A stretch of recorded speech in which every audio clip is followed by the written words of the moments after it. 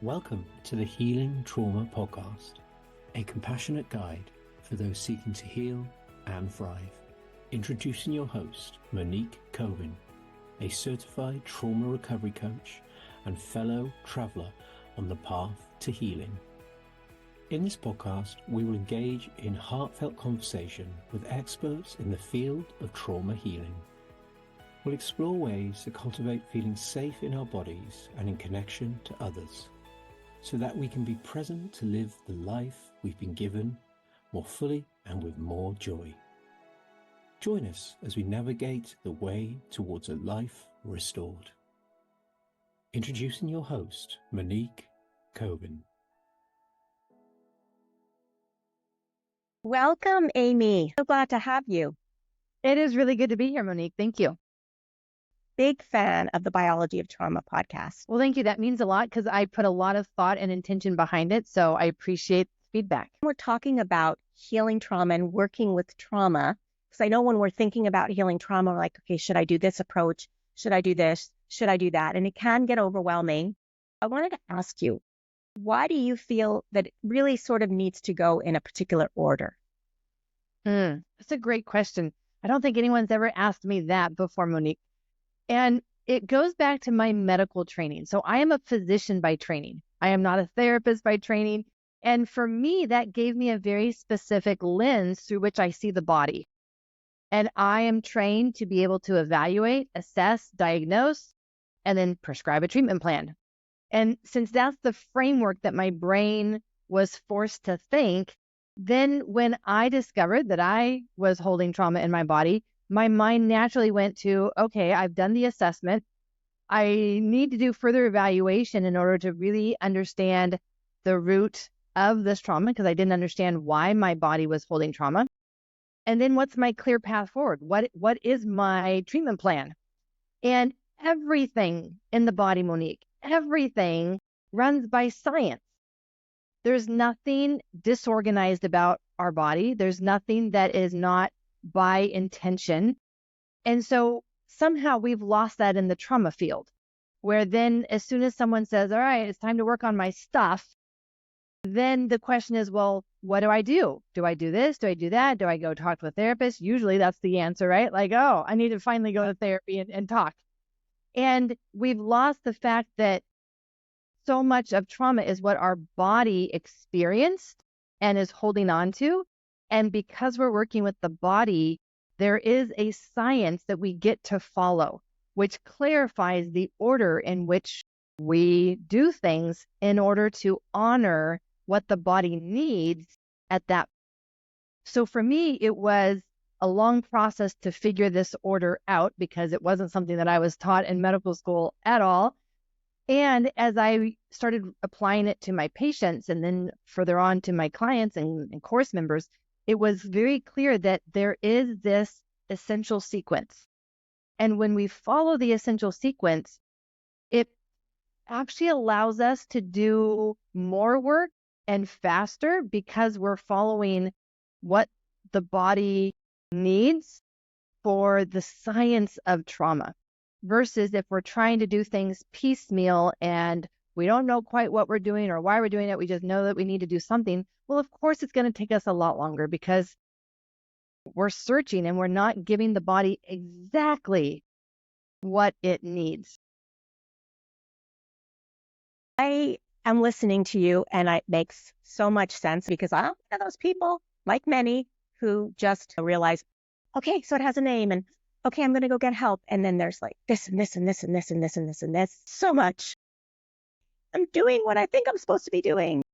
I just had Deb Dana on, and she was talking about how we were not able to really process trauma if we can't go into what she calls this ventral state of being able to regulate it, be present, be in the here and now. Because most of trauma survivors live from a different place where we're not able to do that. So is that what you're talking about? Yes, exactly. There are these different states of our nervous system. And when we understand that it's just physiology, it's not just emotional or just that we're broken, it's just our physiology. And as we can learn the tools to shift into that ventral state, as Deb Dana talked about, that's when things start to open up. And so the key question is, well, then what does the body actually need to be able to do that once it has been holding trauma for so long? There's very different process, Monique, if it's something that just happened and I went into an immediate trauma response because of something that just happened in my life and it's fresh, versus something that my body has been holding on for decades. And so the principles are the same, but the process is a little different for being able to say, all right, body, you've been holding this for decades. You've been bracing for potential danger for decades, maybe your whole life. And you need something to be able to shift into that ventral state.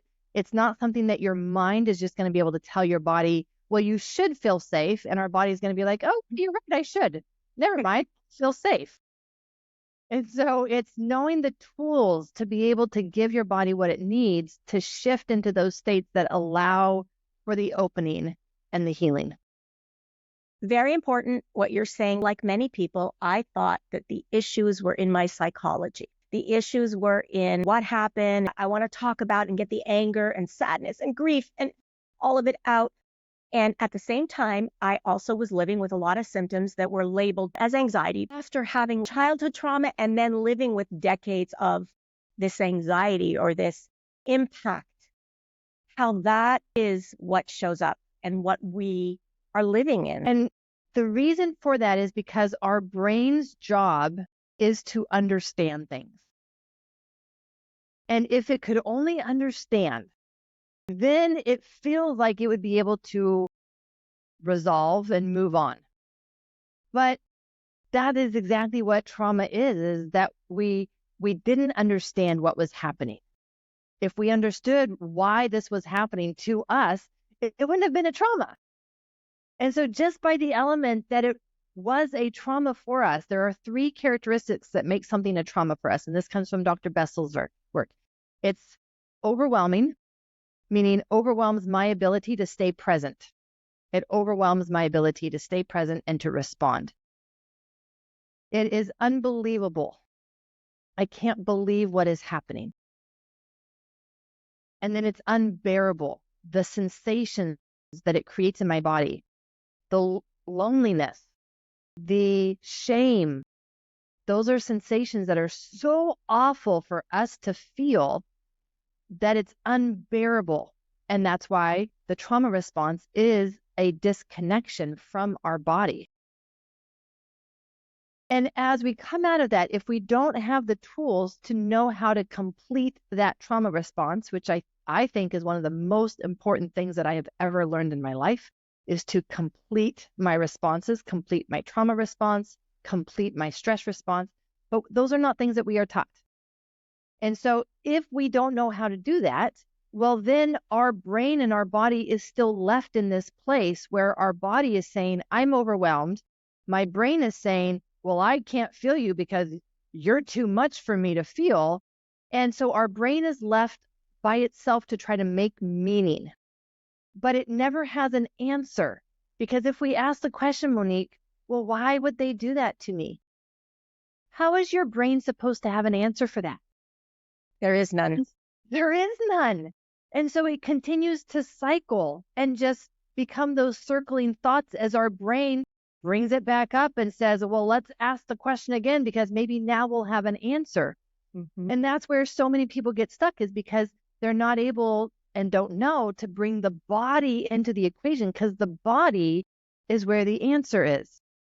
As long as our brain continues to try to make sense of it by retelling the story or finding a new therapist who will understand us better and be able to explain things better, we're still just cycling an answer that doesn't have a question and an answer.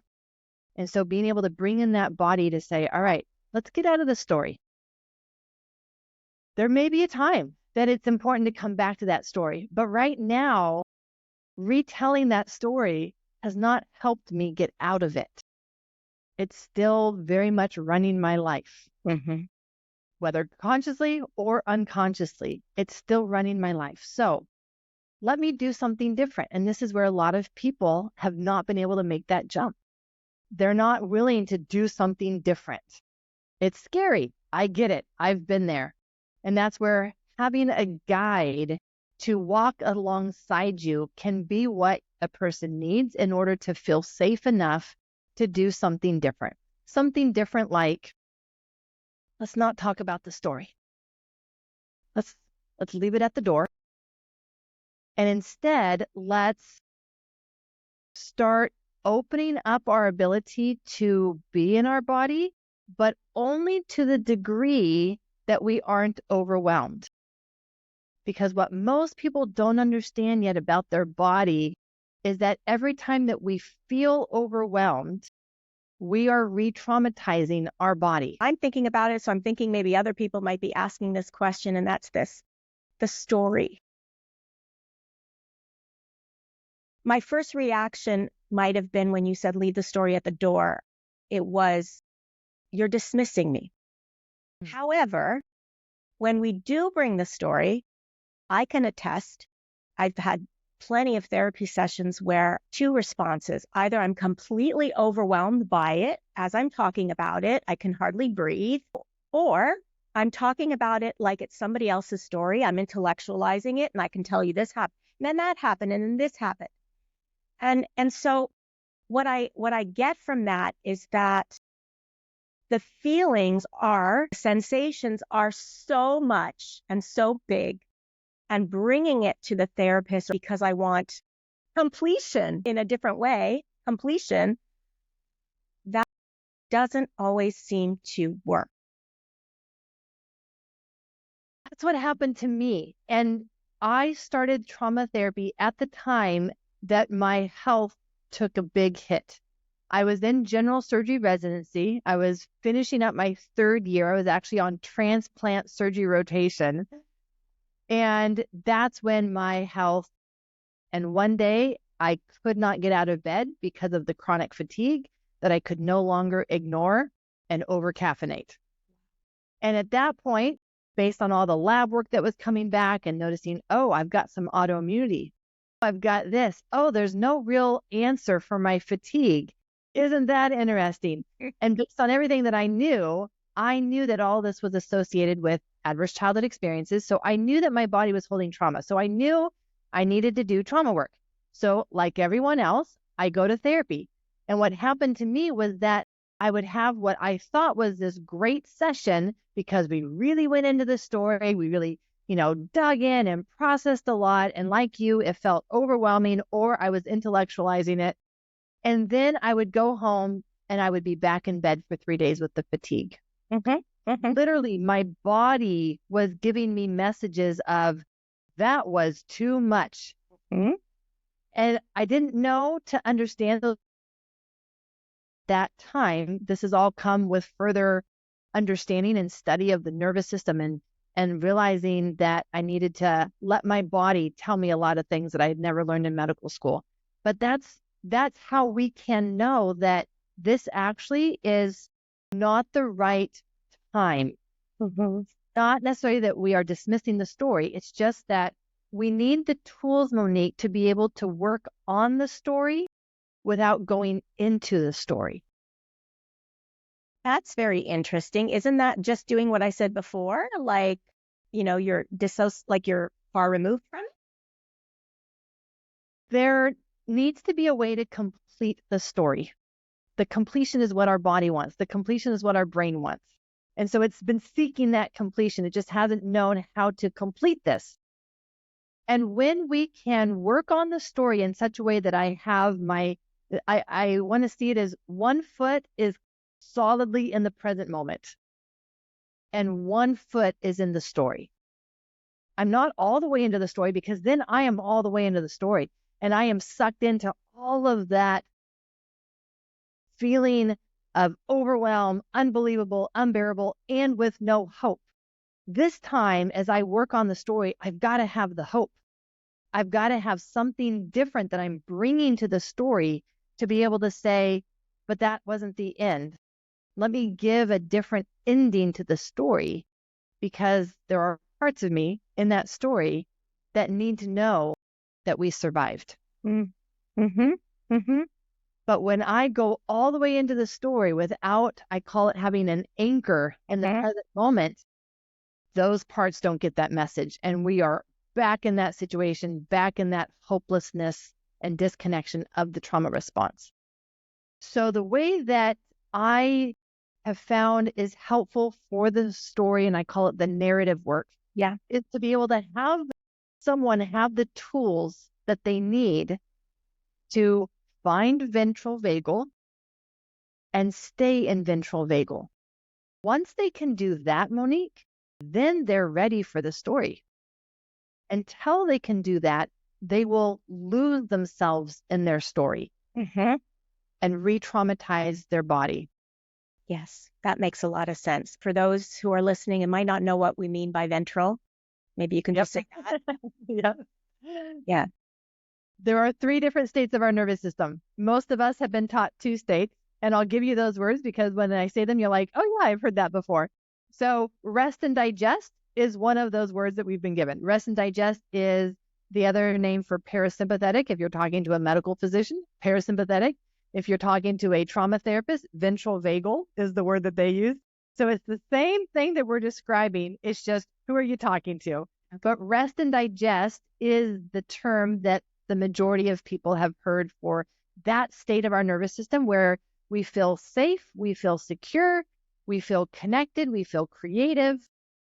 We are in our best health and we are our best selves in that moment. I have chosen to call that state calm aliveness. I love it. Because I was working on my own nervous system. That's what it started to feel like for me. I'd never felt that before, Monique. I had never felt calm and alive. Whenever I had felt calm, it had been because I had emotionally numbed myself. Yep, that's what I was thinking. Totally. I used to say that. If you listen to some of my really old episodes, I said the only time I felt calm was when I was sleeping or eating ice cream. Yes. Yeah. Right? Yes. So that's not parasympathetic. No, that's not. Right. That's actually the trauma response. So this idea of there is a state that some of us have never really accessed in our lives that is both calm and alive at the same time. So that's what I mean by parasympathetic or ventral vagal.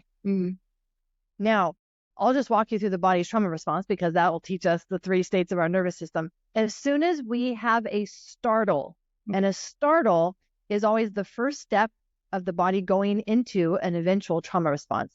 And a startle happens when we think there might be a problem. We don't know yet. That's why it's just a startle.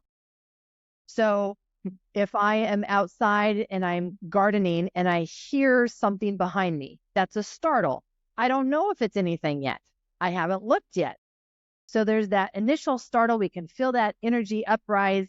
And then I'm going to turn around and shoot, there's a dog that's coming into my yard. There's a problem. Now my body's going to go upregulate that energy even more. So this is the second state of our nervous system. It's sympathetic activation. How other people might know about it is fight, flight, and then freeze has been attached to that. So fight or flight. This is what most people would know of, oh yeah, I've heard about that. This is another state of our nervous system. This is the state of our nervous system where we have the most energy we ever have. And we actually have the most focus that we ever have because we are so focused on what do I need to do to get away from this dog that it's it is the ultimate superhuman state. This is the state, Monique, when a mom can lift up a car to let her child crawl back out.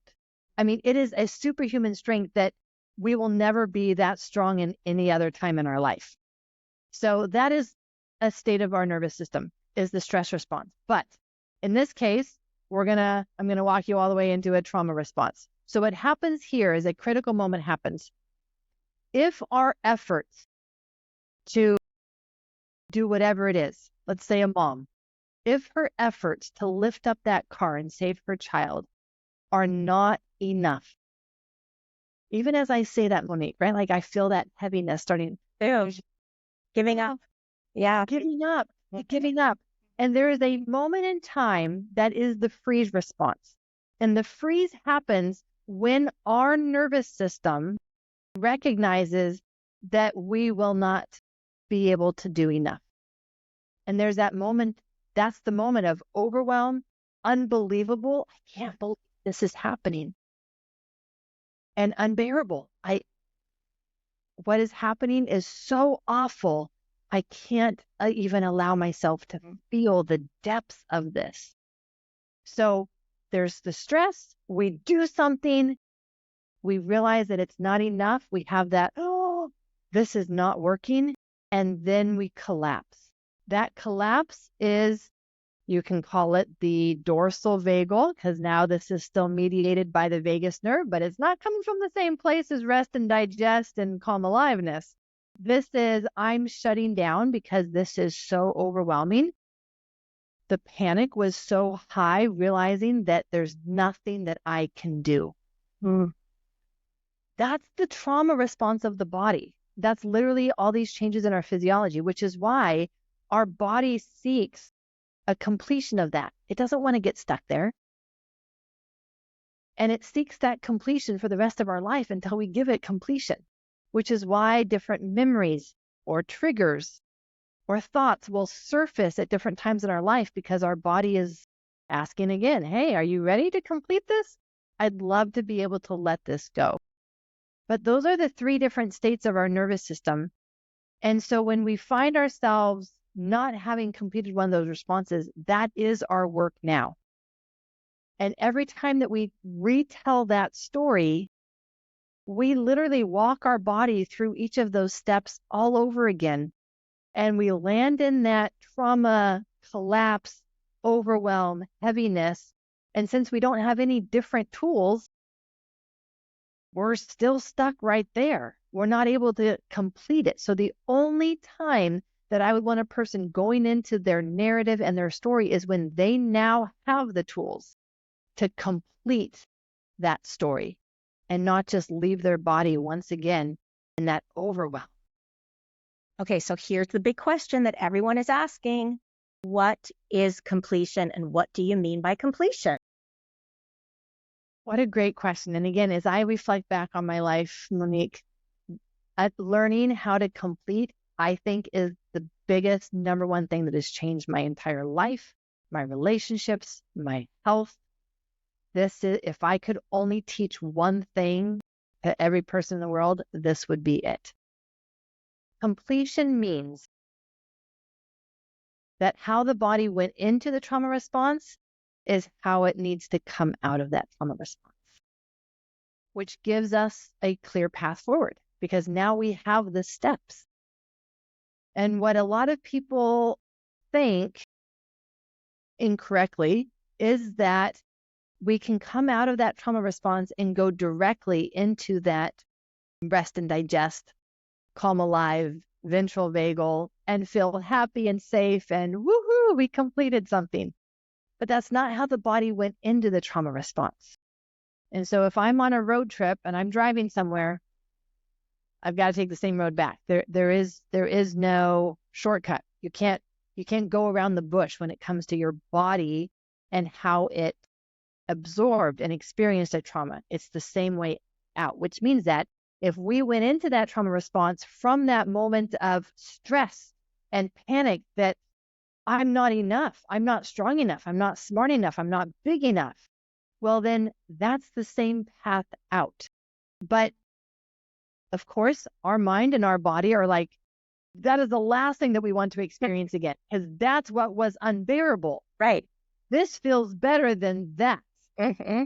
And that's why it blocks us. And that's why every time that we go to tell the story, our body is once again like, nope, we're not letting ourselves feel that.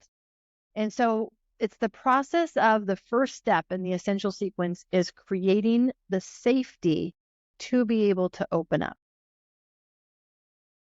But depending on how long we've been holding on to this, that may take some time. This isn't just a one therapy session. This is a person needing to have the daily skills that whenever they notice that their body has shifted to feeling unsafe, they can just gently redirect their nervous system back to, we're feeling safe now. But we can only do that if we're not in the story, because the story right now always makes us feel unsafe. And so for the time being, we just focus on somatic exercises. We bring in a little parts so that in the moment, in our daily life, we can be shifting towards more and more time in safety, so that then as our body starts to feel more safe, it's going to open up and say, I think you're now strong enough to feel my big emotions and not get overwhelmed. Our body is literally waiting for us to just become strong enough to feel those emotions and those sensations and not shut down again. But that takes practice.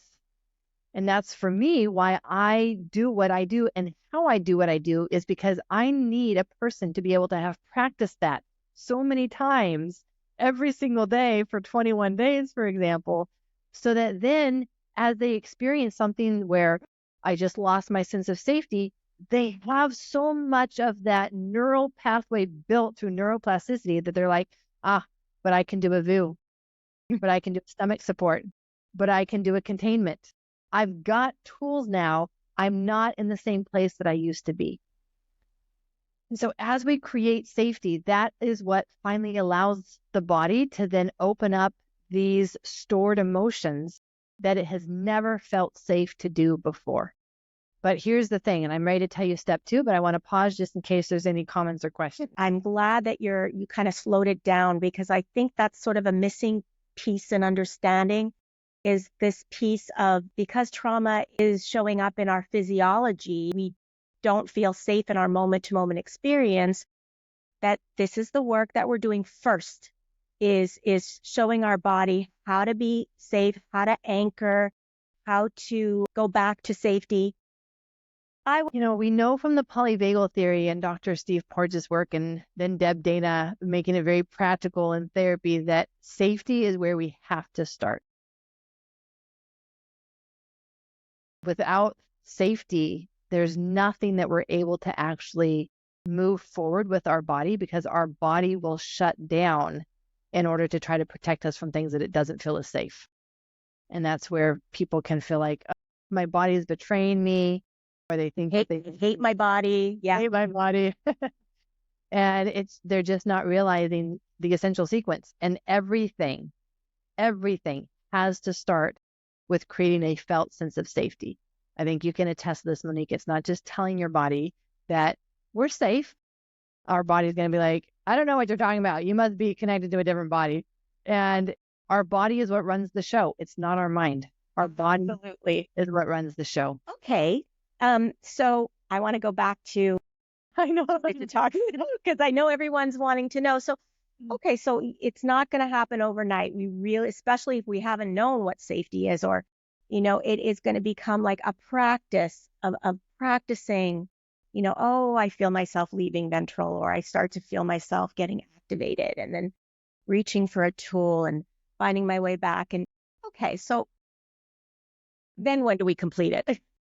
Yes. So as we have those tools that you just described, I can notice my own nervous system, and I can know when it is leaving safety, and be able to know when I've been able to bring it back. Because here's what will happen. As we create safety, our body will be like, oh, you look more ready now. Okay, here's more.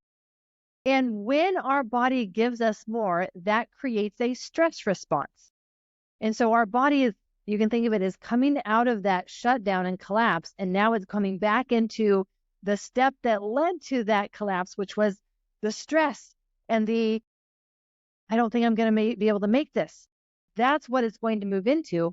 And what the stress response needs to complete is very different than what the trauma or the freeze response needs. The trauma response needs 3 things, really. It needs time.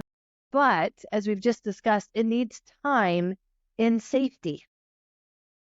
It needs time having energy, because it actually takes energy to come out of that trauma response. And so if we are at a place where we've never felt safe and we definitely don't have the energy, well, then the time is actually working against us. It's not working for us. That's why time does not heal all things. It's time in safety and with energy. But as we come out of that and into the stress response, that is not what the stress response needs. The stress response to complete needs a felt sense of support. It needs to know that it's not alone. If you think about it, what made a trauma for us was that we were all alone. I have this dentist hygienist. She does this thing, and she goes like this. She puts her hand on my shoulder, and she does it to everyone. And I turned around. I'm like, do you know what your hand does? Do you know the power of your hand? But it's kind of exactly that. We needed someone to just be there, to comfort us, to look at us. We can go through horrendous things if we're not alone. The moment that we are alone and we feel alone is when that becomes a trauma for us. And so as our body is coming out of that trauma place and back into that stress, it's going to be looking around to be, and who's my support? Who do I have? Who's got my back? Who's by my side? And this is now our opportunity to do this for ourselves. I've got your back. I'm by your side. You're not alone now. And here is how I have tools to create that felt sense of support so that the stress response gets the felt sense of support. And it does need energy still, needs energy to be able to lift up that heavy car, for example. So we do need the energy, but we also need that support. When we can give that to our body for when it comes up into the stress, then it completes that. And now we are into the third step of the essential sequence, which is taking what we've just done and being able to expand our window of capacity or window of tolerance, if you know that terminology. But when we look at everything in life, whether our joy, how much joy can we experience? How much stress can we hold before we fall apart? All of that comes down to this word capacity. And that's what we want to grow. So many people have had this idea that the goal of trauma therapy is to find safety, to really, truly feel safe. And I'm here to tell you that's the first step. And there's so much more that comes after that. Everything starts with safety, but that is not where we stay. If we're going to stay in safety, we stay small. Yeah, I was just thinking, I had this picture of us just, okay, well, I'll just stay in my house. That's not alive. Avoid all the triggers that bother me. I'm just going to stay right here so I can stay safe. That is not healing. Healing is being able to step back into the world where there is stress. There are challenges. There are going to be more relationship problems. There's going to be more hits from life.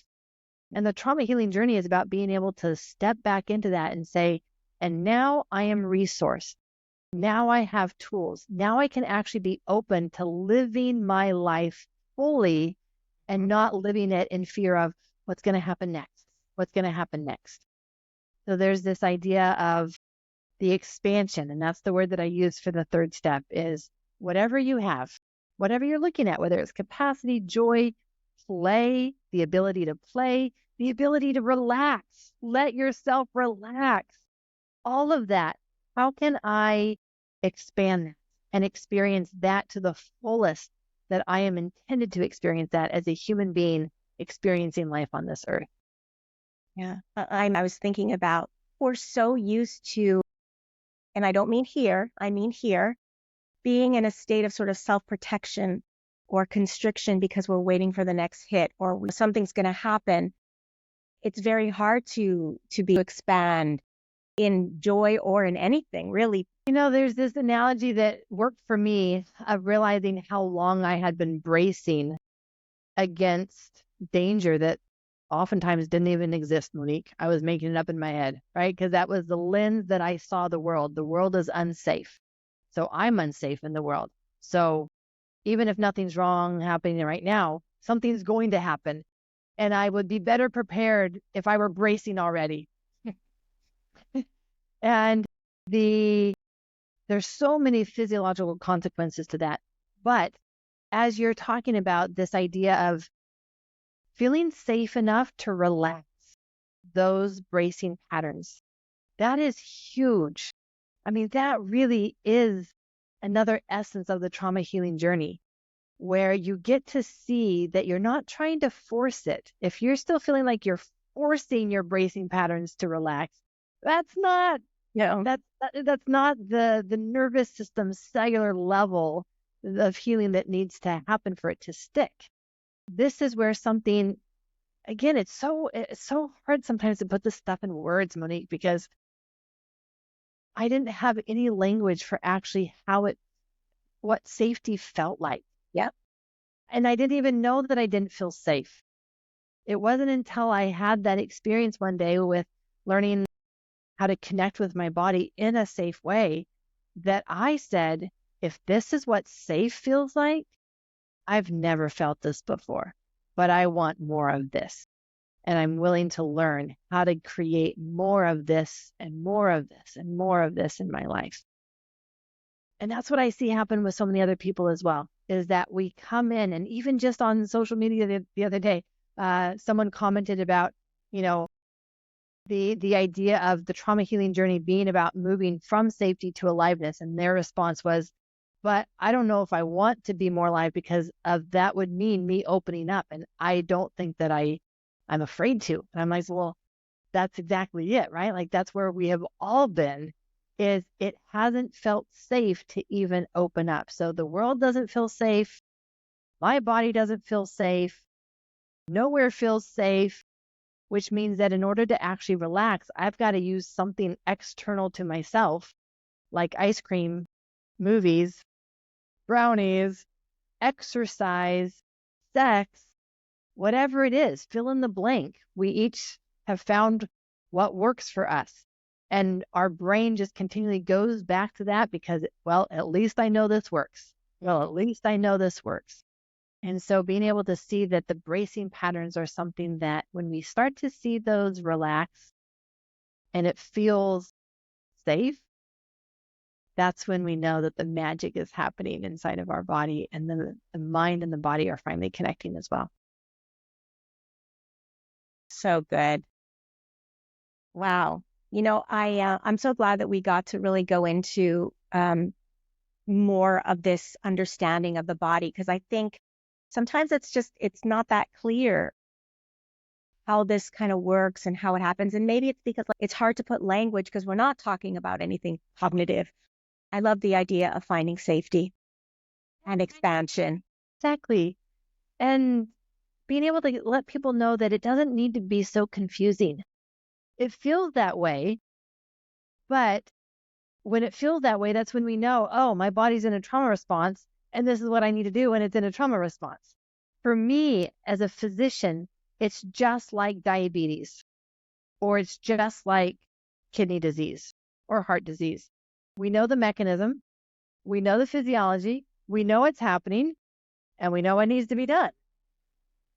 And that is not the understanding that we have had with trauma. It's been like, oh, I've got trauma. This is so confusing. I don't even know where to start. I don't even know what to do. And it's like, actually, we do. Actually, we do. It is, we understand what is happening in the body. And when we understand that, we have our clear path forward. It's not always easy. I'm not saying it's easy, but I am saying that it's clear. We start with creating a felt sense of safety. And then the body will open up, and we're going to need to learn how to create a felt sense of support.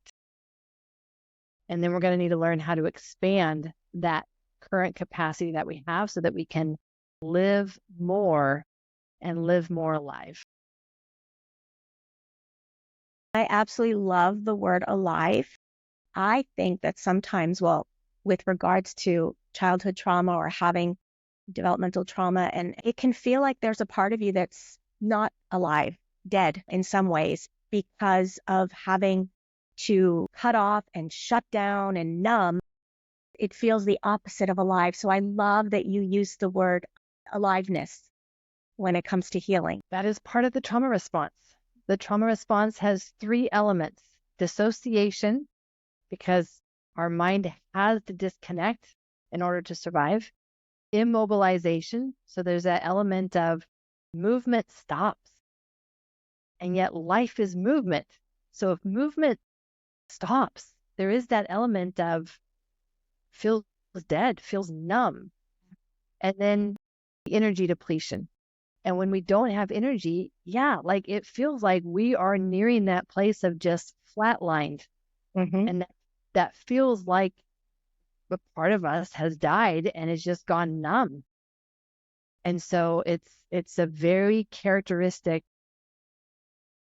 of reflection of how much our body can be holding of trauma. I'm so glad you as a doctor just explained how much that makes sense, because I think that that's how many of us have experienced it and may continue to experience it. I love that there is hope for change and for healing. I so want to explore more about completion.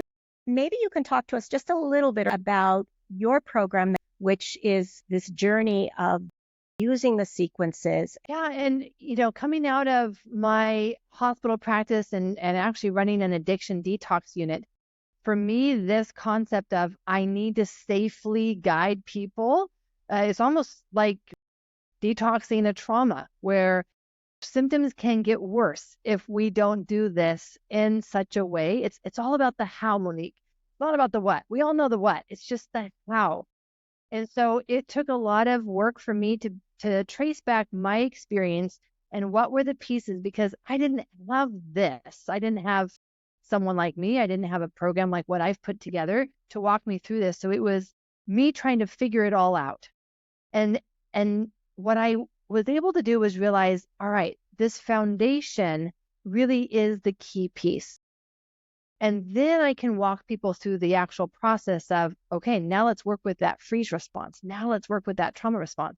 But there is no way that I want you touching that until you have these tools and these skills of being able to notice your own nervous system. Are you approaching overwhelm? Oh, let's not do that. Let's divert and let's come back to safety. And so I realized that creating this foundation of regulation really is essential for the processing of deeper traumas, which I consider part of expansion. And so I've created a process where this is exactly what I lead people through. And it is intended to be something that will, as quickly as possible, create the new neural pathways to safety and support. And so what I've done is I've given people a short exercise that they do. It's a different exercise, but it's all intended to lead them to a felt sense of safety, and then lead them to a felt sense of support, and then give them the skills for navigating that expansion to be able to pace it and know when enough is enough for that day, and be able to pull themselves back to safety as we expand that window. And so, this is what we know from neuroscience a little bit every day. And eventually your brain will do what it does best, which is create a new neural pathway to say, oh yeah, I know that, and I'm going to automate it for you so you don't even have to think about it. That's the level that we need people at, Monique, is they don't even need to think about how to bring their body back to safety. It's just a habit now for them. And what is currently their state is that their trauma response is their habit. Yeah. And so this is literally just the process of rewiring that to have a different habit, a habit of safety, a habit of support.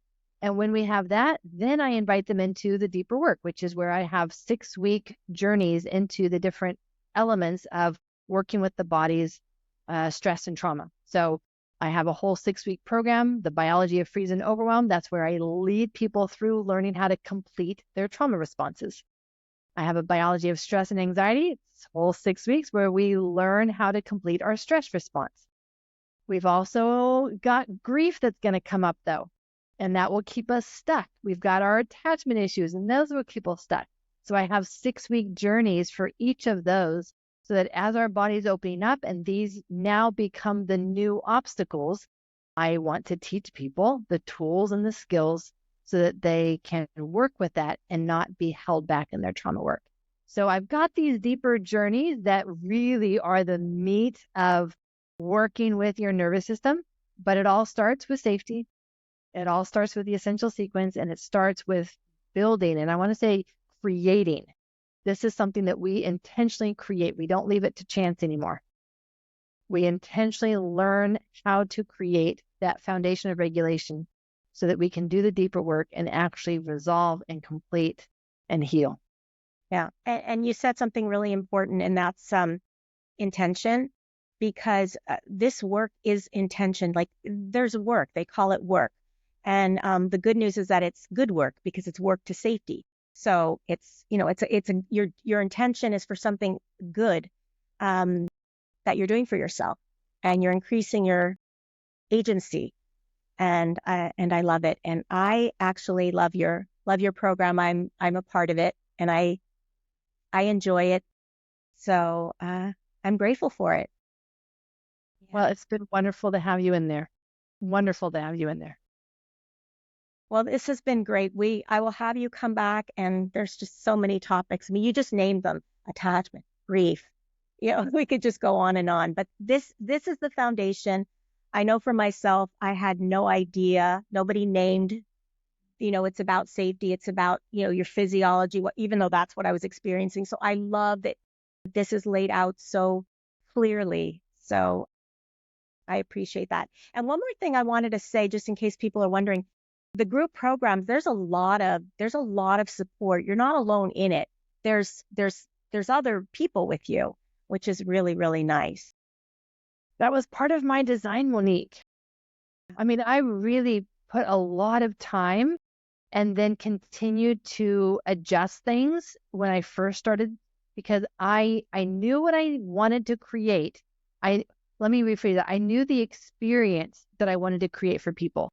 And how do I create that experience online and yet have it be exactly what they need to shift these experiences that they've had in the past and to create something different? So there's been a lot of design, a lot of thought, a lot of adjusting to get everything just fine-tuned to give people the experience that they really need to have a life-changing program where they are empowered. I don't want them relying on me, right? I want people to have these tools and to know what they can do for themselves. Yeah, I love that. You're giving them back, like I said, agency or the power, that they don't have to run to this person to make them feel safe or that, but that they actually now within them can do it. So that's great. Yeah. Thank you, Aimie. Thank you so much, Monique. I just want to really appreciate you for what you bring to the world